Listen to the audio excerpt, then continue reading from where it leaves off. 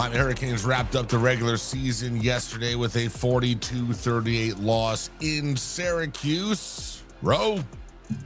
It's the recap show. It's the recap show. Well, that was fun. We lost. See you guys next season. Yeah. Scoop already disappeared. Yeah, there we go. That's good. Now he's trying to get, I left all my stuff in Tampa. Yeah. Yeah. Because, why not? You know what else was left in Tampa? Probably after that second half in Tampa USF game, Miami's defense. Because after USF, the defense just totally disappeared. And it marched right into the old Carrier Dome. Do you realize Carrier was an AC company and the Carrier Dome didn't have AC in it? Well, they still are an AC company.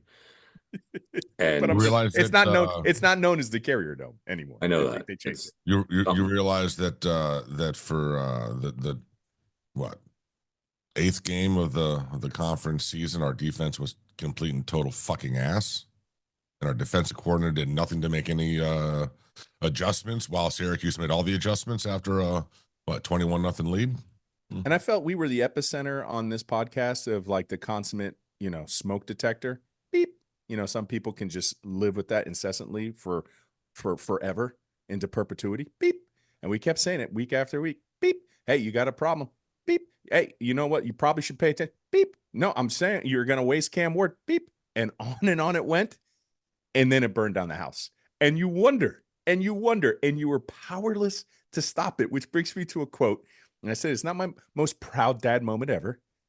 But I did say this. I said, kids, you have my permission to fail. Defensively, you can fail on a drive. You can fail, on a play. You can fail in a respective game, per se. Just don't suck. Right? Don't suck, because that takes effort. When you suck, you fail and stack your failure repeatedly. Boys, we got cooked defensively in the second half. And I kept saying it, and I had Toast on the watch along. I said, please tell me I'm wrong. We have not stopped them in the second half, other than Pruitt bully balling, and they drove the field. They were about to score. It took Pruitt to basically steal back his lunch buddy and then kneeling. It was the only 2 times we stopped them defensively. We didn't stop them at all. We sucked. Lance Guidry is going to walk into that meeting, and he's going to go, you know what, Coach? I know we didn't play great, but we gave up less points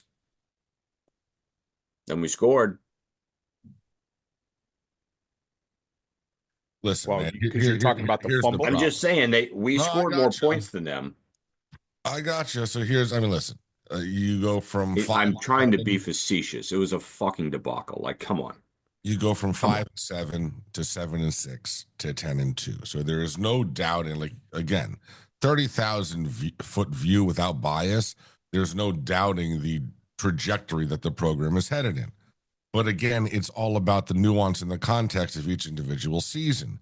And when you start out like we do, and then you finish up by losing 2 of your final 3, it just throws ice water on the entire thing. If you had started off, if you lost to Florida, like Rose said, and then maybe you beat, FAMU, and then maybe you lose to Ball State and you start 1-2, but then you win out the rest of the way, we're much happier today. Same record, but it's just the way the season goes.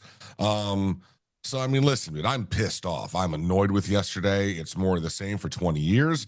But at the same time, I'm trying to be somewhat an adult about this, because the level of the program is obviously going in the right direction. But yeah, dude, today sucks. Today fucking sucks. Like, we had it all in front of us, and once again, late in the season, we stepped on our dick. Can we have a clean breakpoint state somewhere in the show? Let's talk about yesterday, the debauchery that it is, the fallout from yesterday. And then I agree with you, Toast. At a certain point, we just need to have a clean break, right? Clean break. Mm-hmm. And then just move on and really take that 10,000 foot view and be objective and try to see the trajectory of the program. And we talked, and Mario talked about the trajectory. I felt, going back to yesterday, and OJ Frederic too, they had a zero regard for our secondary. We knew coming in they had their hands full. They had 3 of the top 10 ACC receivers, meaning in Syracuse. I told you beforehand, this is an offense I would target to be the next University of Miami if Lance Guidry went on to greener pastures, right? If he takes a head coaching job. Or Shannon Dawson. I keep saying Guidry. Yeah, they know I mean, look, you could put their offensive coordinator as our DC, and it'd be just the same. Exactly. But it was the way it was done, because it was just like, even coming in, I was like, they're going to take a lot of simple offense. You're going to do things. And I just felt it was a Groundhog's Day, and we went back to the D'Onofrio years. I felt like two safeties were never getting involved. You just let your underneath guys just get cooked. You were completely, you would get out leveraged so easy. And then we'll talk about the field goal, whether to take the points or not. But ultimately, 778, I said it when Blake Baker did it. I wasn't, I was on the fence with Blake Baker. I was more pro than con, but he had this 778. Fire Lance Guidry. Fire him. He does not deserve to coach another game at the University of Miami. His secondary play was probably the most atrocious secondary play that I've seen at the University of Miami. This has got to be, and this will go down as one of the worst defenses that the University of Miami had, only saved by Cam Wharton in this offense. It's that bad. It is not good. Oh, no, it's not good. It was never good in conference. Oh, no, this is not good. And he sucked. From the conference on, he sucked. It wasn't failure, Scoop. It wasn't failure. It was, he sucked. And when you suck, that is deliberate. That's intentional. That's you don't suck that long with that. Like, you had to do something where it knocks your professionalism down like several notches. That you can't be that bad long term. And he was. And SMU. Let's talk about SMU's defense is the top scoring defense in the conference. So you mean to tell me all we needed to do was take their talent, which is probably on paper less than Miami talent, their defensive coordinator, and we would be playing for the ACC championship game? Get out of here. You're D'Onofrio with a Cajun accent. Get the hell out of here. Pack your bags. You ran over Aunt Bessie. You son of a bitch. You ruined a great opportunity. Get the hell out. Go. We don't want you anymore. You can't do that. You wasted a prime opportunity. You wasted a Heisman candidacy. You wasted the number one offense because you couldn't get your head out of your Cajun ass. I'm done. I'm done. He flipped the switch yesterday in me. It was bad. He flipped the switch. I'm tarmac row. I want to leave his ass on the tarmac. I would have left him on the tarmac to freeze his ass off in South Canada with an Applebee's. Hey, the first appetizer's on me. Enjoy it and get your hell out of here. Can't be that bad. SMU had a better scoring defense. Fran Brown talking shit, saying everybody wants to play this defense. Own that. That's you. Own it. People line up to play the University of Miami defensively. That's what the guy said. He just choked you on it like a chicken bone, turkey bone, because we just celebrated Thanksgiving. My goodness. And you were bad. Amateur film review guy for 8 weeks. You're terrible. You're bad. Fix it. Can't fix it. But you do your little, just smile. Hey, baby, this is what we're going to do. They've been up and down. You're down. Get the hell out. Yeah, he's mad. I'm mad too. Can we play that Fran Brown audio? I'm just very thankful. I'm excited for his fans. Syracuse is back. You're not back. You're never here. Hey, Kirby Smart, thank you for that message earlier, Kirby. It means so much to me, Coach Smart. I appreciate you. I love you. Thank you. Coach, you said in your pregame speech, this is your championship game. How does it feel? Well, it's a championship game. We worked our butts off for it, fell short a few times, and then we got the opportunity to do this. Hey, Dabo Swinney, congrats. I got you in, baby. I'll holler at you later. You get a shower? Hey, guess what? I'm getting washed. Hey! Awesome. So Roe just systematically took apart Lance Guidry, so that is awesome. One thing we don't ever do on this podcast during the season, we do not normally call out players, but the regular season is over now. So I'm going to go ahead and a couple of things that have just been annoying me all season long. We've been talking about it. 7, just go somewhere. I don't care where. I don't see any sort of a future here for you, young man. I'm sorry about that. And one that really hurts, one that I've been championing since he got onto campus, right down the street from me. Bro, see you later, Jacolby. have a great run, but you, bro, like the amount of times that you can't keep your head in a game and just keep some fucking level of coolness cost us. I'm over it, bro. Like over it. The insane amount of skill and talent and raw talent that you have, but bro, you just can't. You can't get out of your own head. You can't get out of your own head. And it goes down the roster, man. Just too many just undisciplined sons of bitches on this team. More so than I would expect from Mario year 3, with all due respect. For someone who talks about, from the Saban tree, doing things the right way and everything, just a lot more of that undiscipline than I would have expected at this point. They're going to finish second worst in conference. They're going to finish second worst. And I mentioned this to Roe yesterday. And Scoop, here's the reality. During the offseason, Lance Guidry and Mario Cristobal at some point had a meeting after seeing their 2 top safeties for the last couple of years walk out the door, in James and Cam. And they looked at each other and they said, the guys we have here, we bring in Mish, we're good. We're good. We're not going to see a drop off. I don't know who did that evaluation. I don't know who was the overriding view of that got that point pushed across, but whoever made that decision, oh my God, it could be the worst football decision in the history of football. It's a bad decision. Worse in the history of football. You cost your entire season because look, you couldn't bring in a couple of safeties. We were worried about this game, and rightfully so. We knew that Kyle McCord was going to, if you go back and listen to the show on Tuesday or Wednesday, we told you that Kyle McCord is going to pick the secondary apart. We knew that. We knew that if you didn't get pressure with the front 4, you were in dire straits. And we did. I mean, we had a couple sacks. Okay. But here's the reality. Kyle McCord didn't need time. If you go back and watch it, he literally took, I don't know, a second and a half to decide, oh, there's my man coverage. That's where I'm going. And he did it over and over and over and over again with absolutely zero contested balls. Like they were all just, so you kind of knew it was coming. We had to outscore him. We all picked very high scoring games and winning by 3 or 5 points. I mean, it's not as though we didn't know this. We knew it. We knew that our defense wasn't any good. We knew that we were going to get dismantled if we couldn't bring pressure. And it's what happened. Toast said it very well. The problem is that you've lost 2 out of 3. You had everything in front of you to make this happen. You lost 2 out of your last 3 again. You had everything in your control again. We don't like that, apparently. We don't like to have our fate in our own control. We're incapable of winning the things we need to win to make good things happen. And Cam had a fantastic day yesterday. Wonderful day yesterday. No turnovers. Heisman-worthy type day yesterday. Another 350. 25 for 36, 349, 2 touchdowns. Yeah. Another great day. Yep.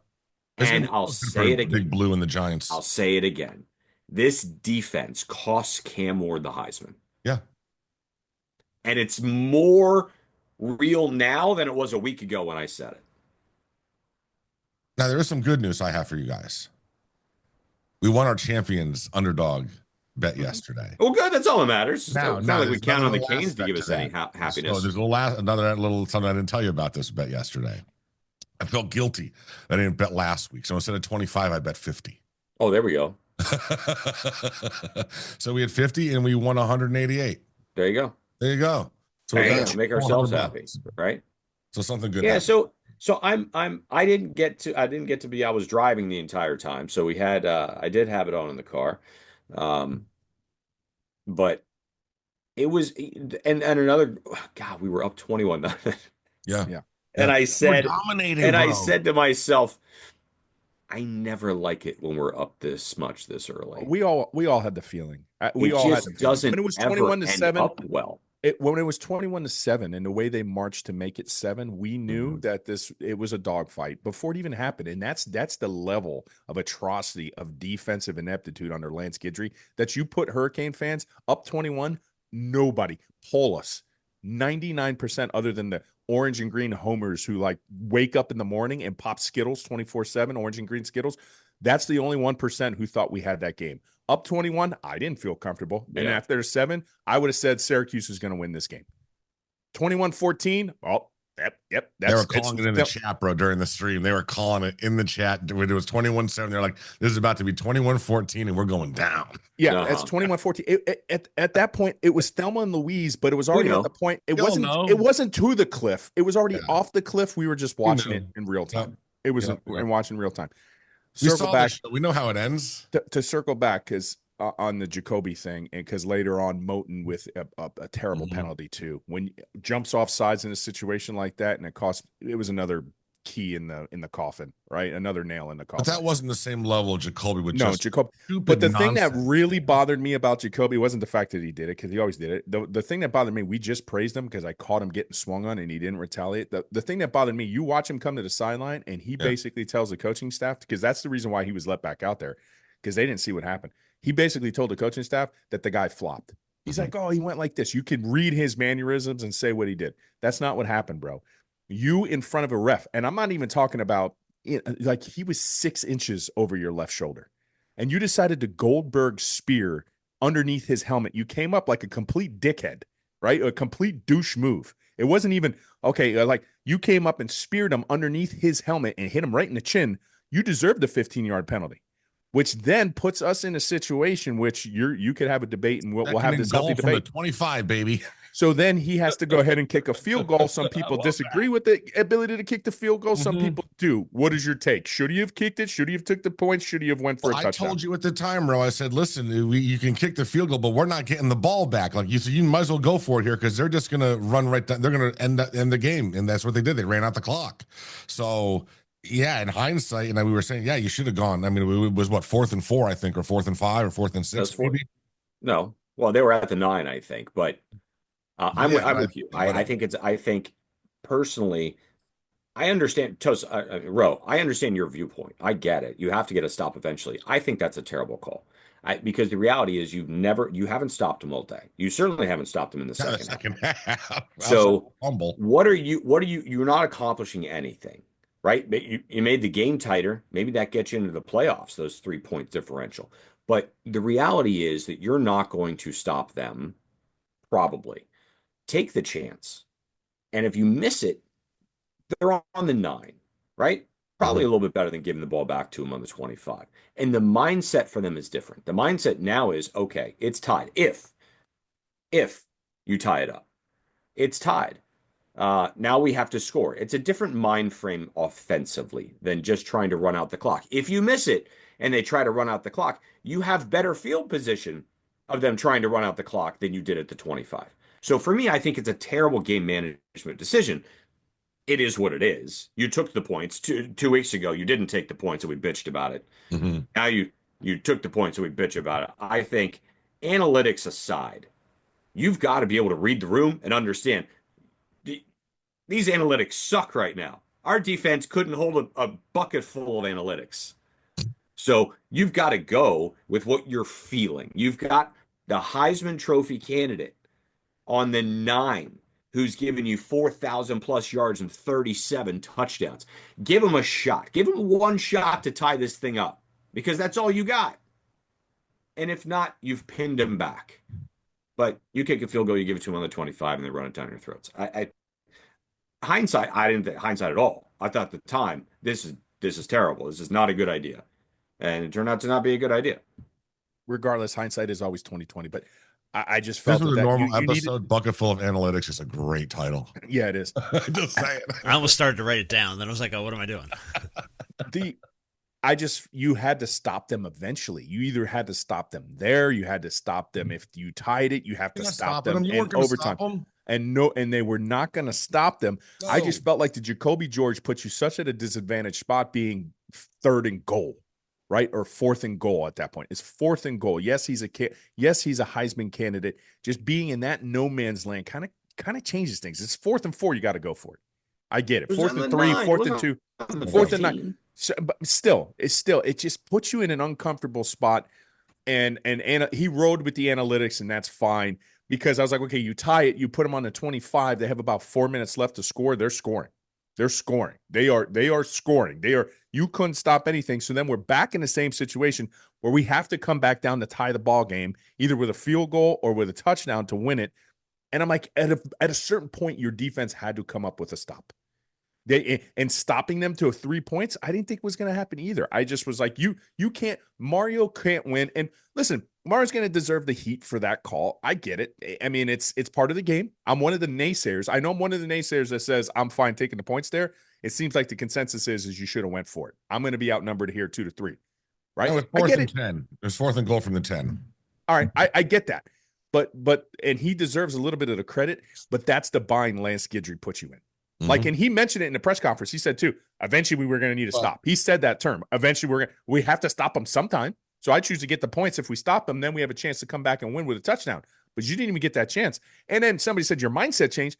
But dude, you know how easy you let Syracuse run you out. You let Syracuse Miami you at the very end because you got out leveraged because they basically Georgia Teched your ass. They just put the same 2 tight ends, shifted over there. Miami doesn't know how to adjust to it, and they kept running outside. And they beat you with a sweep outside, and they beat you with 2 runs outside, and you were helpless.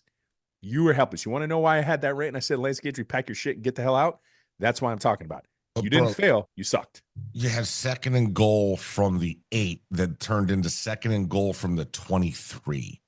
You never got as close after the Jacolby George unsportsmanlike conduct to the goal line as you were beforehand. Like that penalty destroyed that entire deal. 2nd and goal from the 8, I'm liking our chances to get a touchdown there. 2nd and goal from the 23, it's a better chance of me running a 3-minute mile. I wouldn't let him play in the bowl game. I wouldn't let him play in the bowl game. I would say you cost your team this, you're done. You're benched. Well, you should have benched them. You should have benched them so many times from Sunday.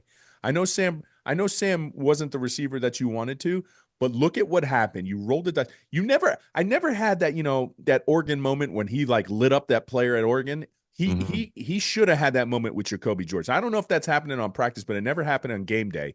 And that was the thing. I don't think Mario's razor's edge came out enough because, again, Scoop, you're right. When you're 2nd worst in conference in penalties, by the way, irony, the worst team is SMU. It must be a Miami thing because they got a lot of Miami players.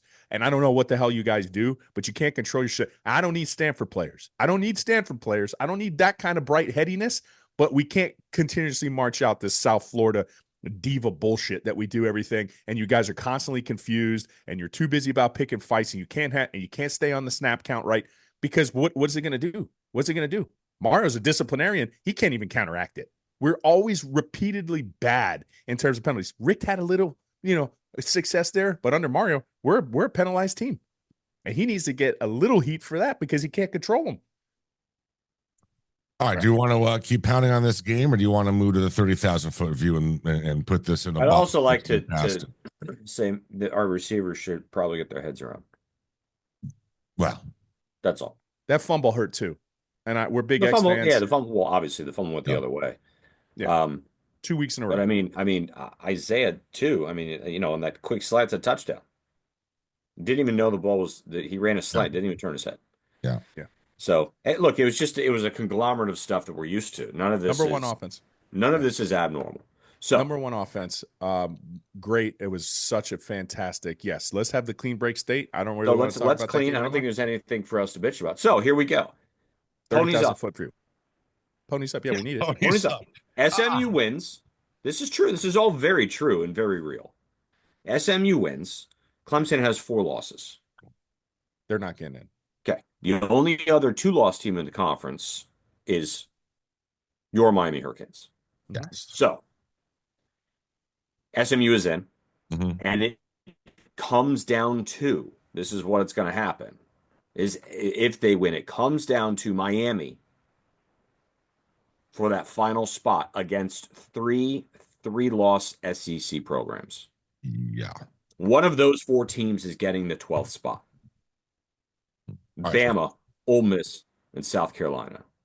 First of all, don't even worry about it, because for all of this to happen, we need SMU to beat Clemson. So that means Clemson's going to win the ACC championship game. So Clemson and SMU are going to be in. We're going to be at the Pool and Weed Eater Bowl. We'll be in Orlando, wherever it is that we're going to be. If we need SMU's gonna beat SMU, the if we need SMU snot to out of win, them. they're not going to win.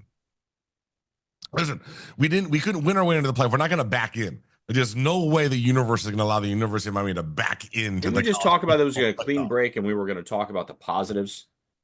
Yeah. Here, Well, I'm let's just look at the talking from the positive 30,000 outlook. foot We were view, talking about the 30,000 foot view of the program, not Yeah. the playoffs. We don't listen. Even if we did backdoor in the playoffs, Yeah. what are we going to do in the We're gonna playoffs? get We're going to get destroyed in bounced the in our first first we round. get to have Anybody more with a football pulse. talk. Come on. Well, we Yeah. can have a football talk for a bowl game. Yeah, Like, we're still going to do it. Rutgers.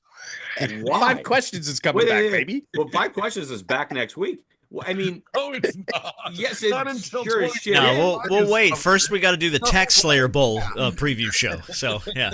I'm bringing 5 No, back no. this Look, fast. if you, No way. we're doing a bowl game preview. Like, look, none of these. If you don't make the playoffs, the good thing is, okay, let's look at the good thing. You get to see all the youngins. All the youngins are Yes. going to play. We get to see the progress, the Mhm. trajectory, because we get all the kids who were All the kids that 13, Luke they're all says playing playing because everyone's are sitting going to out. get played. It's going to be FSU Georgia. I will tell you that a probably attractive bowl game would be us in Colorado, and we want no part of Colorado because Dion's already come out and said our boys will play the bowl game. So if I will we say have this. that opportunity, Well, our boys will not play the bowl game. you don't think Cam would? I bet Cam would play that game. No, don't destroy this narrative. We started this season. We started the year off the backs of we had to beg a backup quarterback who we knew was going to leave to play in the bowl game, and we got bounced by Rutgers just to end up in the same situation where we're going to see a backup quarterback that we're going to have play in the game, and we're probably going to be bounced in a bowl game. So it's just it is what it is. Listen, dude, we have a chance to end our streak of losing bowl games. Like this team, regardless of who sits out, who doesn't sit out, this team should be able to get us a win in a bowl game. You should. I mean, with the offense we have, but we don't have it's a 99% chance. Think the about only if some of these 1% chance. defenders sit. The only 1% chance. Oh, then we have a higher chance. The only 1% chance we have for Cam Ward to play in a bowl game was exactly right. If he gets to play against Colorado, because those are his boys, and he just wants, if they're playing, I'm going to play too. That is the only chance. But as his agent, I'd be like, no, not happening. Bro, You're I not don't doing see it. how You're not doing Shador's it. agent lets him do it either. Like these are the top. These are Shador's these guys agent. top Shador's 5. agent's his daddy, right? His daddy supersedes whoever Shador's agent is, and they already came out and said he's not going to do that. It's anti his thing. All right, so I don't know what to tell you. I don't know what to tell you. So if we make a bowl game, some of them sit. We get to see some of the young guys, right? So we can get to 11-2. You're losing a lot of. You're losing half your offense next year, right? So you lose Cam, you lose X, Jalen Rivers. I would imagine you lose Arroyo. Yeah. You lose our center. You lose McCormick. You have your running back room. Does Martinez stay? I would think he does, but you've got your running back room intact. But your wide receiver core, you lose Jacolby. Yeah, Isaiah is your number one. So you've got Isaiah, and the Sam kids. Brown, maybe. Yep. And then you've I got don't think Sam Brown is going to stay here. And then you've got all the young guys. And then hey, you've got JoJo, you've got Nikar, you've got Ray. So you're going to see those kids are going to play. So if you want to get excited about the future, 30,000 foot view. That's really high though. We do like 10,000 foot view. You get to see all the young guys out there playing, and you're going to have who's your backup? Who do we got? Emery. It's either going to be Emery or Paul. And I'm assuming Emery's gonna get to start in that game, and the offense is going to change some. It's going to morph a little bit. He's got several weeks to kind of get comfortable, see who. You're going to see a snapshot of the future. But again, I don't think Emery Williams is going to be the quarterback next year. I think you have to. Why is that? Why is that? Because listen, I saw what Shannon Dawson did with his iteration. I know Emery has progressed, but he's no Cam Ward. All right.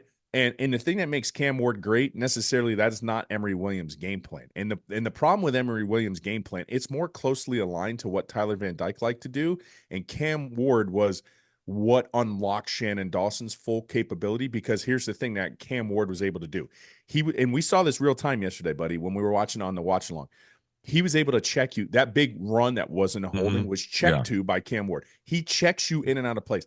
He has escapability. He has quicker releases. He has such intangibles that Emory Williams doesn't have, which is okay, because Emory Williams could be that dog that Tom Brady is, but then you have to be reliant on an offensive coordinator to manipulate and scheme, and he has to have the headiness. And I don't see that in Emory Williams' game. He doesn't have the arm that Cam Williams has. He doesn't have the release that he doesn't have the mobility. The only thing that's the intangible that you don't see is the heart and the head. But I don't trust Shannon Dawson because I've already seen a body of work with something similar to him. So that's why I say you got to go out and you got to get somebody who can at least emulate what Cam Ward does, not physically replicate it, because that's going to be damn near impossible with anybody else who's in the portal. So that's why I think you still need to do it.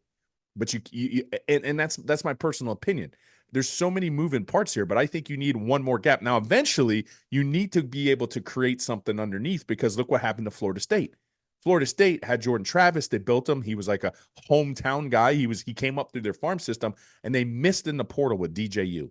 Do you understand what would have happened if you flipped the roles and Cam Ward goes to Florida State? They're probably like 6-6, right? 7-5, but we're 2-10. Who knows? So you got to hit right in the portal, because I just don't think you got that home run quarterback on the roster. That's just me. Okay. And I don't feel comfortable with, if Shannon Dawson stays and he doesn't take the Rice job. If Shannon Dawson, I don't feel comfortable with him putting an offense together with somebody not named Cam Ward.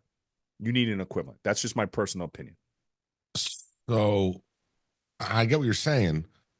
My issue is Emory's now been in the system for 2 years, so he should be progressing along. My other issue is whoever you get, whether it's Emory or whatever, I don't see going into the portal every year trying to outbid fellow Power 4 schools for the top 2 or 3 quarterbacks as a sustainable mode forward for the University of Miami. Right. You need to be able to develop, every once in a while going out and getting a Cam Ward, no issue, but you can't be relying on that every year. And I'll be honest with you, bro, with the quarterback room they have right now, with who they've gotten in there, if you're not able to develop any of those guys, that's an issue for me. I mean, we know that Mario that's been a knock on him. He went out and he got, Cam in the portal, and that's awesome. But that's why part of me really wants to see Emory do well, because I need to see this program is able to develop a quarterback. Do you remember Emory's game plan when he played against Florida State and Clemson? Yeah. I know he's a freshman. That was a year ago. I know he's a freshman. I know he's a year ago. But, I mean, you're looking at like a 14-point, 17-point offense. He would check down, though. Yeah, I mean, okay, he's a warrior. He's got a heart, but you're going to see a dramatic drop-off. Now, and here's the thing. In terms of the 10,000-foot view, and this is where my head's going to be at, all right? And the imagery that pops in my head is like an EKG. There's a big spike on an EKG, and it's called a QRS complex. It represents ventricular depolarization, when the ventricle contracts, okay? The first thing is down. Mario had his downward trajectory. That's the Q. The next uptick is the R. We're in the R phase, right? We're in the R phase. It was nice. It came off the baseline nice. This was great trajectory. You said it, brother. This is great trajectory of the program. The second one, in an inevitability, and what's going to happen next year, is S. It has to come back down. Here's the thing. You can't let it flatline. You have to keep it off the baseline. If you're going to have a little bit of a drop off, then you're going to have to go back up, and that's the sustainability, because I'm anticipating a little bit of a drop off next year. We're going you're not going to have the number one offense again. No, of course not. Of course not. It was the same. It was the same phenomenon, and I told people the year Manny Diaz was great. I said you can't count on that level of turnovers. It's not sustainable. It's not sustainable. You can't do that. You can't replicate that. You're not going to have the number one offense next year. You're just not going to be able to do that. But if you could get top 10, top 15, and you can get your defense into the top 10, top 15, you still need to try, and that's the trajectory thing that I like, because at least this year Mario's seen it. Mario knows what it is. It's a pass first offense, and his run game does the rest. It's not run first. Remember, Abysmal, he picked Josh Gaddis. It was trying to be the other way around. Well, now you see what you could do, and you see it can even it can eclipse the shortfall of a bad defense. So you can't let it drop. You can't Florida State this. You're going to drop a little bit next year. I'm sorry, Miami Hurricane fans. You just are. First-round quarterbacks don't fall off trees. Speaking of Florida State, bro, they just took Gus Malzahn to be their OC next year. Colin plays from UCF. That was sexy 10 years ago, but that's the dude's lost more games every year. He's been at UCF every year. I went from 4 losses, I think, to like 8. Hold on a second. What'd you just say? Gus true. It's true. Malzahn has stepped Left down from UCF, and he's going to be the OC with play calling duties at FSU. He pulled a Chip Kelly. Norvell just went out and grabbed him. It happened yesterday. What? Yeah, yes, that's true. That makes all the sense. We looked at it 10 times too. We were like, "This is not true. This is a fake account," and it was real. That's would have been huge back like in 2003. He bankrolled his career on a guy that was successful with offense 10 years ago. At no point did I see this anywhere. Oh yeah, bingo card. This can't awesome. be true. Yes, it's true. It's very true. It's true. It's like Kurt Angle. It's true. Yeah. It's true. It's true. No, Gus Malzahn leaving UCF. Hold on. Chip Kelly did. Chip Kelly left UCLA as a head coach From to Pete go be the Thamel. OC. UCF head coach Gus Malzahn has resigned to become the new offensive coordinator of Florida State. Sources told ESPN his UCF tenure will end after 4 years at 28 and 24. Now, do you think that's a strategic move because he knew the writing was on the wall? So these guys, I think when they're an offensive coordinator, they still get paid their full severance package because they don't take the same equivalency. Because usually that's how it works, right? If we'll pay you basically, but you can't be a head coach. If you're a head coach, then we don't pay you because they usually have that clauses. But I think there's escapability there when you take a coordinator. I find that really interesting. Bro, he went from 4 losses to 5 to 7 to 8. So he got more losses in all 4 years. So let's just hire him as an offensive coordinator. Yeah, he was going downhill consistently, and now he's going to FSU. I mean, I do find that very interesting considering what type of offense he runs. Mm-hmm. Which is they run totally the ball different. A lot. Which is totally he different. Runs the ball a lot. Like you're gonna bring okay. So think about this. And this is very opposite from what Norvell has liked to do over the years. Right? Norvell he's the QB guy. He likes to air it out. Now you're bringing in a guy who is a multiplicative run heavy spread. So are we going back to running the football now? Is that becoming the it thing? Well, and you know who Gus Malzahn to come in and run the ball all game? And you know who UCF should hire as their head coach now? How do you not bring Scott Frost back? Yeah, they should hire Scott Frost. It's a great idea. I'm sure he's running like a Napa Auto Parts somewhere, but I don't know where. What happened to him? I don't know what happened to him. There was a lot of off the field rumblings. It was a lot of off the field stuff. Yeah, he was awful in Nebraska. And I don't want to. I mean, almost like Sarkeesian level stuff is. Very much. No, I mean, I had heard a lot of stuff. He didn't show up to like. Scott Frost is currently the senior football analyst for the Los Angeles Rams. There you go. Whatever that is. Learning he works for the Rams? He works for the Los Angeles Rams. Oh, he's even better now. Yeah. Hey, listen, University of Miami might be marching out 2 new coordinators themselves, so we'll see what happens. And if that happens, it's a long, arduous process because when's the first game next year? I'll probably announce that hire a week before. Oh, in July at least. Just be prepared. Don't be, these good ones are gone. Well, listen, and this and this and this and this. Let's talk about that. He has not done well with his defensive coordinator hires.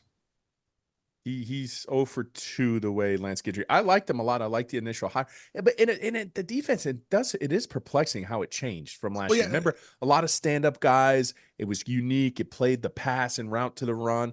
A lot of stand-up guys had some athlete. Like that part of it went away, and I felt like once that part went away, you cut his mojo, you cut his hair. But you're right. Like they had 7 guys out there. And I know you said 0 for 2 because Kevin Steele didn't pan out, and now Lance Guidry hasn't panned out, but.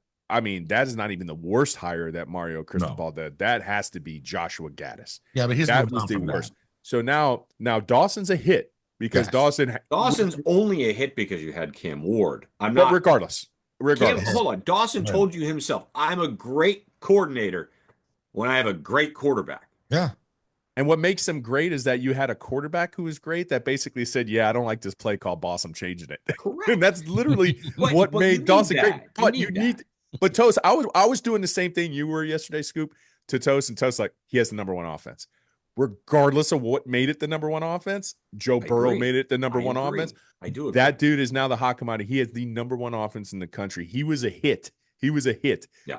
But Mario's he's one of four. One of four. And it's a it's like bad misses. Like when you like, it's not like, hey, I grounded out into a 6-4-3 double play. This is I swung 3 times like Javi Baez at 46-yard splinkers, 46 feet splinkers. I swung and missed so bad that it like makes me question my existence. Like you swung and missed 3 times on the same pitch row.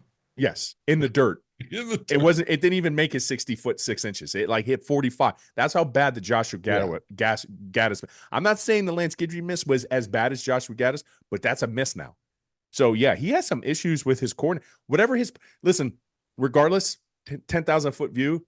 I thought Mario's game day decisions, I know he's getting criticized for this last field goal one, but I felt over the year much better than what we saw last year. I would agree. He improved. He improved. Yep. Okay. He needs to improve his coordinator process.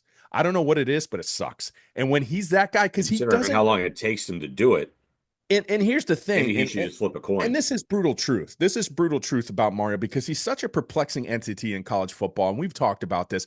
He's not an X and O guy. He's not a specialist by trade in terms of one side of the ball. Right? He's not that guy. He is a offensive line guy by trade. And by trade, he's going to give you an impressive offensive line. We had an impressive offensive line. That's what he's good for. So he doesn't have some specialty prowess that he brings towards game day. He doesn't. It's just going to be experience driven. Maybe he gets a gut instinct and but what can he possibly do? Like if he's a defensive specialist, he could immediately went to Lance Guidry and say, hey, we need to do this. That can't happen. That he's limited. That's not his scope of expertise. So now I'm just saying, if you improved your game day prowess, you have to improve what you're doing with coordinators. Because when you can't provide that value in addition to what you do on game day because you don't have that special expertise, you need to make sure you nail those hires. And when you're 1 for 4, ooh. And this is where we're at because it's bad swings and misses. So he needs to do whatever he needs to do to refine that process. He needs to figure it out. Whatever his trusted advisors are the last time, fire them all. If it's himself, think differently. Other than think about what just was successful for you. It was a pass first and implement your run thing. He said in the past, I was so impressed with Shannon Dawson because he had such a great understanding of the run game, brother. Well, when he went pass first, that's when you put up the number one thing in the country. So you might want to live there and underlay your run game. But my goodness, dude, Look, good for us because if we do have 2 new coordinators, it gives us something to talk about over the next few months. Mm-hmm. Yeah. Right? Mm-hmm. Think about it. We've got signing day coming up, which we anticipate the Canes to be in the top 10 for signing day. Maybe we get a couple flips here and there, which is certainly still on the board. DJ Pickett, if you're listening, I know a lot of you guys listen. Just tell them what you need. Tell them what you need, and hopefully the collective can make it happen for you. I would very much, and bring some of your buddies with you. To play defensive back. Yeah, I mean, look, it's because it's all good. It's all going to be refreshed. If SMU loses to Clemson, then we're back to 5 questions, and we got the Tecmo Bowl somewhere down the line, and we get to see the young kids, and we get to talk about new coordinators, and we get to break them down. We get to look at different offenses, and it's what keeps us Canes fans moving. We should live stream Tecmo Bowl games. We should play Tecmo Bowl. We should. Bowl. That would be awesome. Just OBS just in the middle. All right, here's our 10-minute Tecmo Bowl challenge. Here we go. Just talk mad shit to each other and sit there and do this. We need to find joy from other places because it's definitely not this football team. Listen, man. Again, we're 10-2. We're pissed. Yeah, because of just how it happened. Well, you were 9-0. You were 9-0. We've seen this before. They have a habitual losing late problem. They can't win when it matters in November and December. We know this. This is what Chris Fowler said. We saw this. We were up 21. They scored 7 points. The collective fan base knew it was going off the cliff like Thelma and Louise. And they did it. They never let you down. Listen, the Miami Hurricanes, by letting you down constantly, never let you down because you know it's going to happen. I do want to ask a question. Go ahead, Toast. We have not won a bowl game since Mark Richt's first season. We won the Russell Athletic Bowl. That would be back in 16 or whatever it is, the year before the good season. West Virginia. Get off that schneid. We've only won 2 bowl games for crying out loud in this quarter of a century. So, So the trajectory, with that being said, the trajectory of a 10-win season is impressive. I mean, yes, we got a bad taste in our mouth. Scooby? I'm going to ask a question that I asked you guys 6 weeks ago. Yeah. 10-2. Yeah. The trajectory is, we think. Looking back on this season, looking back what it took for us to get to 9-0, how good is this team really? Because there's a lot of people that are going to look at a lot of those games and go, they got lucky. They're a 6-6 team. No. Yeah, I'm not going to go ahead and buy into that because I'm looking around college football, bro, and winning is hard. Yeah. Like Georgia needed 8 overtimes to get past Georgia Tech. Like, that was a long night. I'm just saying, like, bro, what we've learned is that later in the season, it's tougher. These opposing coaching staffs are making 7 figures for a reason. They can scheme, they can game plan, they can look at tape as well.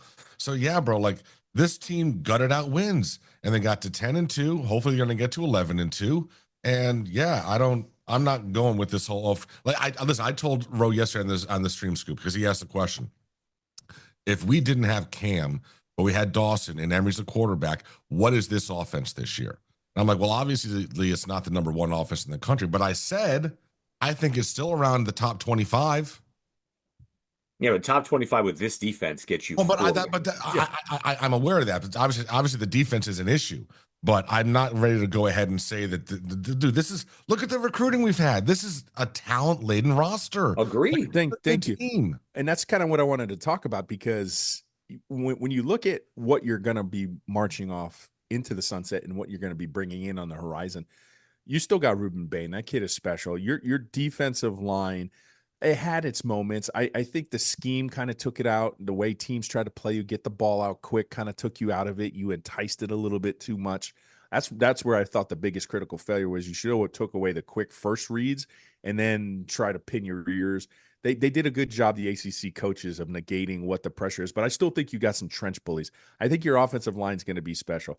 I think they realize linebacker, they have a ways to go. We loved Kiko the first year, but that was a big regression. I think they're going to upgrade the linebacker position either internally on the roster, in the portal. They're going to wipe the safety room clean. You know it, and I know it. They're going to go ahead and prioritize cornerbacks. They realize they don't have NFL-laden corners. Frederic could get there, had a particularly bad game. So you know they're going to fix these things. But where most teams have to really revamp and fix the offense and defensive line, and it starts there, I think we're good. I think we're going to have a great defensive line. We're going to have another powerful offensive line. The most important position is the quarterback. I still think they're going to portal that. And maybe you don't hit the lightning in the bottle, but you hit like a glass half full bottle, right? You have somebody, okay, he's not going to put up 4,000 yards, but he puts up 33. If he puts up Dylan Gabriel yardage, we're happy. It was about 1,000 yards last, and he wins a Maxwell. We just need Dylan Gabriel next year. We don't need Cam Ward. Apparently, that's what Oregon had. Yeah, let's get a Dylan Gabriel, and he's not a world beater at all. So you have the ability, and you started with the trenches. I think Miami's going to have the skill position guys. They have enough pieces. This is not a rebuild at all. Listen, but it's going to drop a little bit because of the quarterback. But the quarterback thing is interesting, right? I mean, go out and get the Washington State kid. Yep. I don't think he's coming. I don't think so either. I'm just saying, try to find a way to convince him to come because that would be fun, right? That would make Dawson want to stay almost. But this is your quarterback room. You've got Emery, you've got Poffenbarger, you've got Judd, right? Luke coming in, and then Luke is coming in. No, I'm a big fan of Luke. He's just not going to be ready. You don't bankroll it on Luke. Luke's not that guy to bankroll. Right, he I don't could know. Be. The first year, you don't. I know you don't want to. That. Yeah, but I think he's probably the best quarterback on that roster.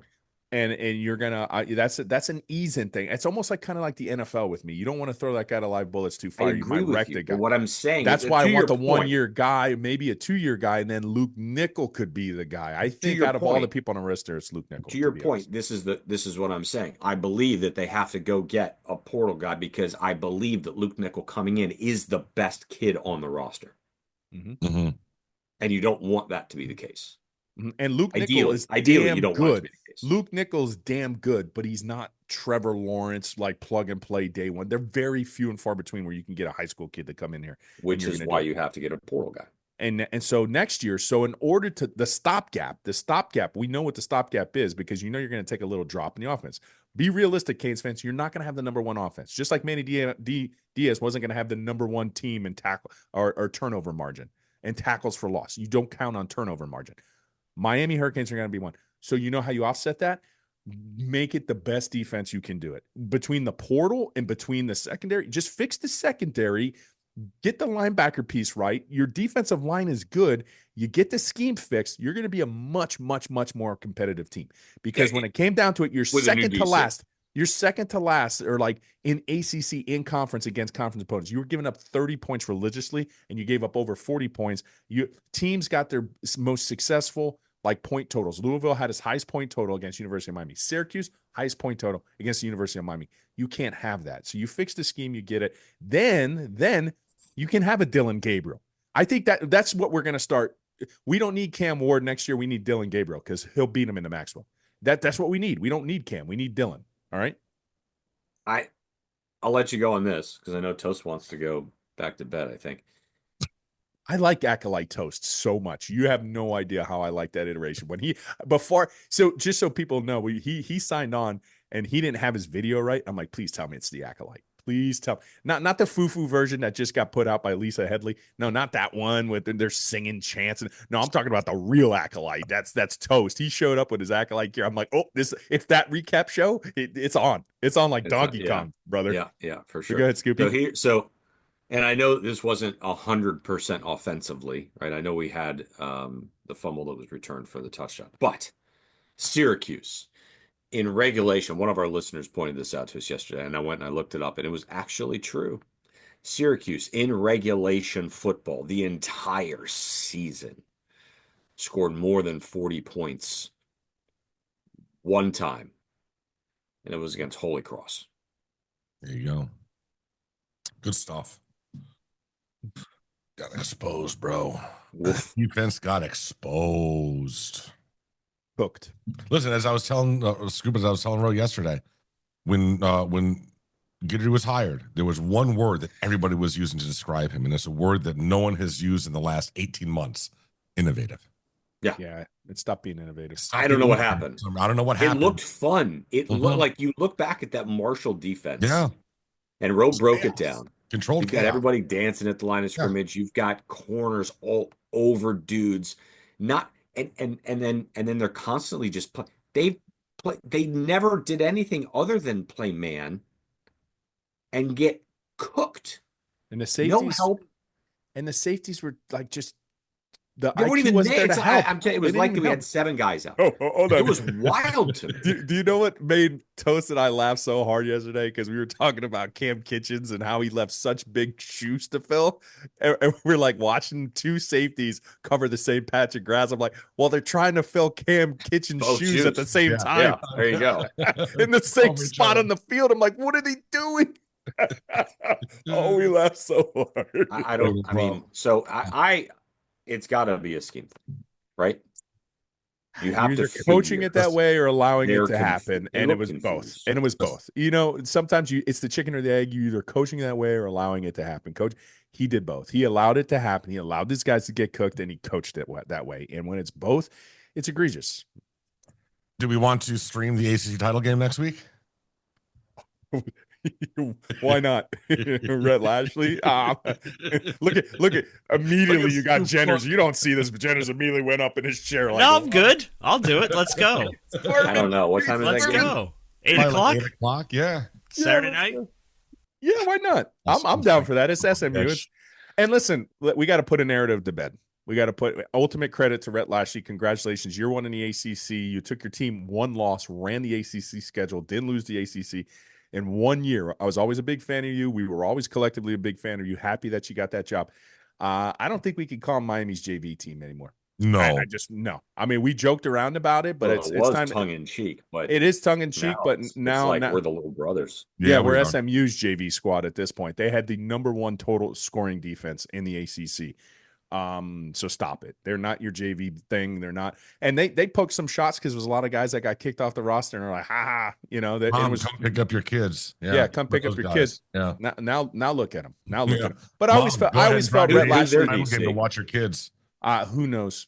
But he did a phenomenal job this year. Much better than our DC. Pack your bags. You All right. pack your bags. Guidry, pack your bags. So we will get with it on normal drop this week, I'm guessing, on Thursday, and we'll see what happens. Listen, we can still back our way into the college football playoff, maybe. I wouldn't hold your breath for that one, Canes fans, but you play it any way you want to. Just don't get yourself too upset when it doesn't happen for you. And we will get into off-season mode, and we'll see what bowl game we go to. Season those tickets. losses don't look terrible now. No, by one score. Let's be real. Georgia Tech is not a bad loss. Total of 9 points, right? Total of 9 points was like tomorrow. Total of 9 points. Yeah, Syracuse won 9 games. Yeah, I mean they were 8-3 coming in. They're 9. They're almost a 10-win team. That offense was the #1 pass offense in the country, and it was a bad matchup for the University of Miami. Like because they aren't bad losses, and I'm not trying to give that's why it's not a bad team. But those losses aren't bad losses, which is why this team isn't. And they lost both by less than a touchdown. And that's the vibe too. When they're close losses, they're not blowout losses to Middle Tennessee State. These are close losses to good teams. I mean, listen, I love Roddy. I love Roddy. He's now like my favorite. You know, he totally took the Pate role. I mean, because I love that dude, right? And he said it. He goes, Georgia Tech's offense might be one of the hardest to prepare for in the country. This guy goes around the country to see it. And Georgia, I know it took them about like 8 billion quarters, but they had over 500 yards against Kirby Smart. They had over 500 yards. And yes, it diced us up. It kept the ball. It was great. We have great coaches in the ACC, but I agree with you, Scoop. Those are great loss. I mean, there's never such thing as a great loss. But Georgia Tech is not as bad as people think, and Syracuse is not as bad. And when they say, because they're not ranked, they're a 9-win team, bro. You and I both know if they had a different patch, they're ranked. Okay, so stop it. ACC doesn't get the preseason bump love and a lot of the regular season love. But damn, as Syracuse and goes into the SEC, if you compare it to the SEC losses, our losses are way better, pretty good. Absolutely. And I'm not sure when the last other losses for those other schools are not good.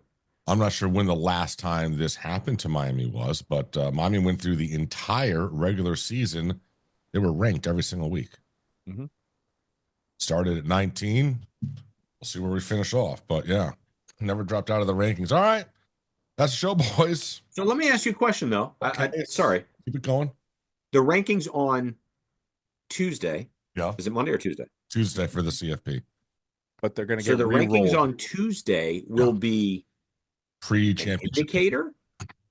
No, because we're going to see how far Miami drops. If Miami is only at like 12 or 13, and Clemson loses, then there's a chance that we then move up. So but Clemson is going to be ahead of them with 3 losses? Yeah, Clemson going into the ACC championship. No, I don't think so. I don't think so because they lost to Syracuse. I think they're out. I think they're going to be behind Miami. Me personally, I think they're going to be behind Miami. And I just think that they only have the opportunity to get in the playoffs. They have to win to get that automatic berth. I think it's still going to be SMU's going to drop down close to top 5. I think Miami's going to be somewhere between 12 and 14, right? And then Clemson's going to probably be right behind that, but it doesn't matter for Clemson. So Clemson wins, they're in. And then and that's it. But if Miami's out of the top 12 this week, how do they get in? People in front of them lose? But it's not going to come down. It's literally going to come down to 4 teams. It's an indicator, but there's a little wiggle room. But yeah, you're going to get. We're not going. We're not going to the college. I don't think so. And I'm don't okay. Make yourself miserable. And I'm okay. Like they don't. I want to Sankey this, but I don't. Yeah, they deserve it. They only have 2 losses. They're better. And Scoop's right. But then it's like, oh my. But if SMU wins, you're telling me. I'm being serious when I say this. You're telling me that the committee's going to put one ACC team in the playoffs? Yeah. Oh yeah. Think that? Absolutely. Yeah, the only chance really for them to have 2 was from That's like putting Syracuse. like the Big 12 winner. No, the Big 12 winner will be in. I know, but they're not putting They're going another to get Big one 12 team in. They're going to get one team in. So the ACC is going to get one team. Yeah. Those I'm laughing again. He tucked it. He tucked it. He tucked it between his legs.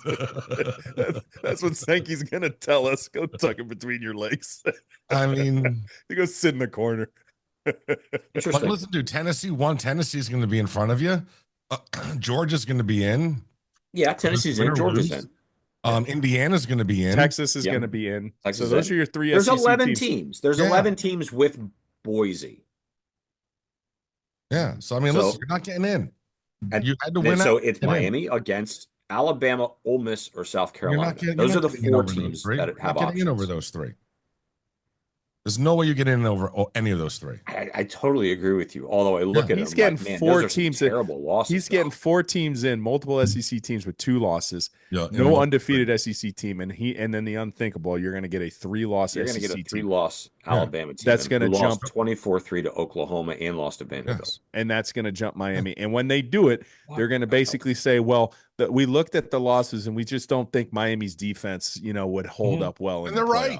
They're 100% correct. And that's what they did to Jordan Travis. They said they're not going to be the best team. They lost their quarterback. And I was like, it's not fair. That's not fair. We lost our defense.